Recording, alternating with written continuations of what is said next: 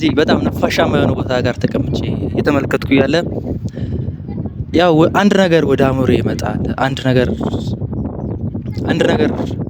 ማብሰልሰል ጀመርኩ። ይህም ደግሞ የብዙዎቻችን ፐርፐስ ወይንም ደግሞ አላማችን ምንድን ነው?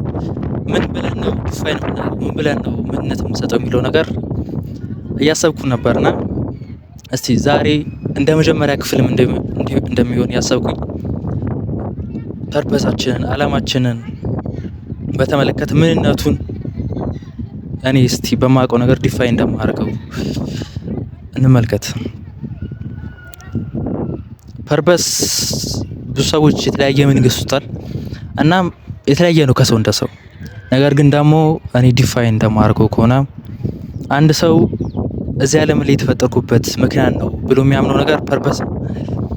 ችግሩ ያን ነገር ማወቅና አለማወቅ አለ። ነገር ግን ደግሞ እንዴት ነው የምናገኘው? ህይወታችን ውስጥ በመኖር ውስጥ ምን ተጨማሪ ነገር ይዞ ይመጣል የሚለው ነገር ነው። አንድ ካለ ፐርፐስ የሚኖር ሰው በሰዎች አስተሳሰብ በቀላሉ ሙቭ ይደረጋል፣ ይንቀሳቀሳል። ማለትም ወዴት እንደሚሄድ ምን እንደሚፈልግ የማያውቅ ሰው ሰዎች የሚሉትን ነገር ይቀበላል። እንደ ሰዎች አክት ለማድረግ ይሞክራል። ራሱ መሆን አይችልም።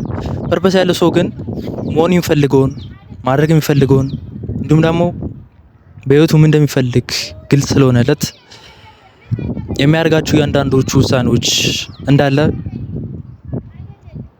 የተሻሉ ናቸው። ከሰዎች ሳይሆን ከራሱ አንጻር የተሻሉ ውሳኔዎችን መወሰን ይችላል። ከአላማው፣ ከእቅዱ፣ ከማንነቱ አንጻር የሚሄድ ስለዚህ ፐርፐሳችሁ እንዴት ነው የምታገኙት ነው ብዙ ሰዎች ጥያቄ። ፐርፐስ ነግራችኋለሁ። እንደመጀመሪያው ከዚህ በፊትም ተናግሬያለሁ። ከሰው እንደ ሰው የሚለያይ ነገር ነው። እኔ የተሰጠኝ ነገር እኔ የኔ ነው እየተቀበልኩት ነገር የእናንተ ላይሆን ይችላል። ነገር ግን ደግሞ ምርጫ ነው።